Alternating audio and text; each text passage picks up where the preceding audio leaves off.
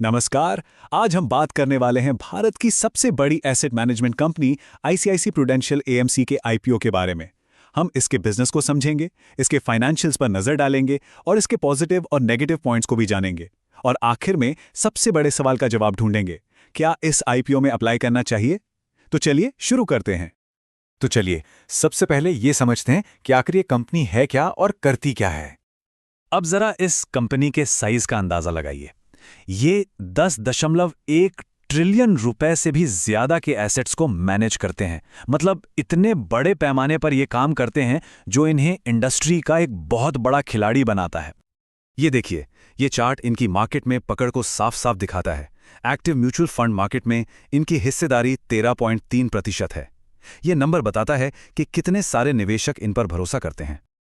और इनका ये दबदबा सिर्फ एक जगह नहीं है, बल्कि हाई वैल्यू सेगमेंट्स में भी है, चाहे वो इक्विटी फंड्स हों या फिर इंडिविजुअल इन्वेस्टर्स का बड़ा बेस। और तो और ये इंडस्ट्री में सबसे ज्यादा यानी 143 म्यूचुअल फंड स्कीम्स मैनेज करते हैं। तो सवाल ये है कि कंपनी पैसा कमाती कैसे है। देखिए, इनका रेवेन्यू मॉडल काफ़ी डाइवर्सिफाइड है। ये mutual fund, portfolio management services यानी पीएमएस और ऑल्टरनेटिव इन्वेस्टमेंट फंड्स यानी एआईएफ्स से मैनेजमेंट फीस कमाते हैं। और क्योंकि इनका फोकस इक्विटी प्रोडक्ट्स पर ज़्यादा है, इसलिए इनके प्रॉफिट मार्जिन भी काफ़ी अच्छे रहते हैं। चलिए अब सीधे आईपीओस की डिटेल्स पर आते हैं। ये जो नंबर्स हैं ये अपने आप में कहानी बताते हैं। इशू का साइज 10,000 करोड़ से भी ज्यादा का है और लिस्टिंग के बाद कंपनी की मार्केट वैल्यू 1 लाख करोड़ रुपए के पार जा सकती है। मतलब ये कोई छोटा मोटा आईपीओ नहीं है।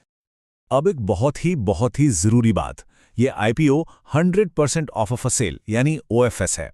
इसका सीधा सा मतलब ये है कि आईपीओ से जो भी पैसा आएगा वो कंपनी के पास नहीं जाएगा। ये पैसा जाएगा मौजूदा शेयर होल्डर्स के पास जो अपनी हिस्सेदारी बेच रहे हैं। तो कंपनी को ग्रोथ के लिए कोई नई कैपिटल इस इशू से नहीं मिल रही है। अगर कोई इसमें अप्लाई करने का सोच रहा है तो ये डेट्स याद रखिएगा।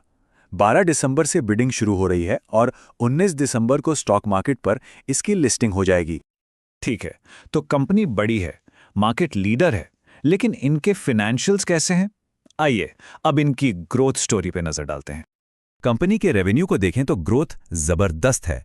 वित्त वर्ष 23 में जो रेवेन्यू लगभग 28,000 करोड़ था, वो वित्त वर्ष 25 तक बढ़कर करीब 50,000 करोड़ हो गया। ये एक बहुत ही सॉलिड ग्रोथ ट्रैक रिकॉर्ड है। और जाहिर है, जब रेवेन्यू बढ़ेगा तो प्रॉफिट भी बढ़ेगा। टैक्स चुकाने के बाद कंपनी का मुनाफा 15,000 करोड़ से बढ़कर 26,000 करोड़ के पार चला गया है। वाकई एक शानदार उछाल है। ये चार्ट कंपनी की ऑपरेशनल एफिशिएंसी को दिखाता है। इनकी जो कोर कमाई है यानी इबिडा, वो भी बहुत तेजी से बढ़ रही है।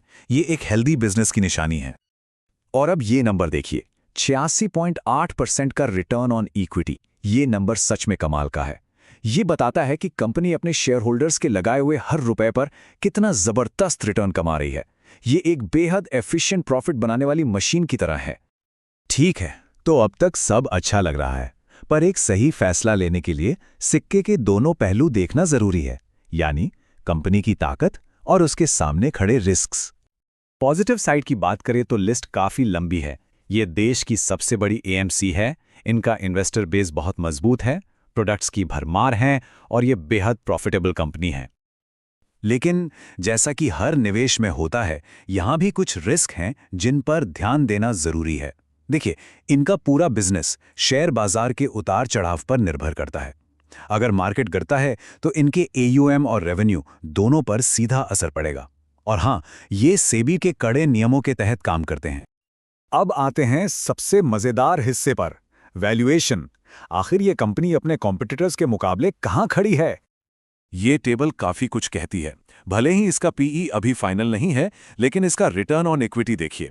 जहां एचडीएफसी और निप्पन का आरओई 30 से 32% की रेंज में है, वहीं आईसीआईसीआई प्रू का आरओई 82.8% है। मतलब अपने साथियों से कहीं ज्यादा। तो ये जबरदस्त परफॉर्मेंस देखकर हर निवेशक के मन में एक ही सवाल आएगा, क्या ये जो प्रीमियम वैल्यूएशन मांग रहे हैं वो जायज है?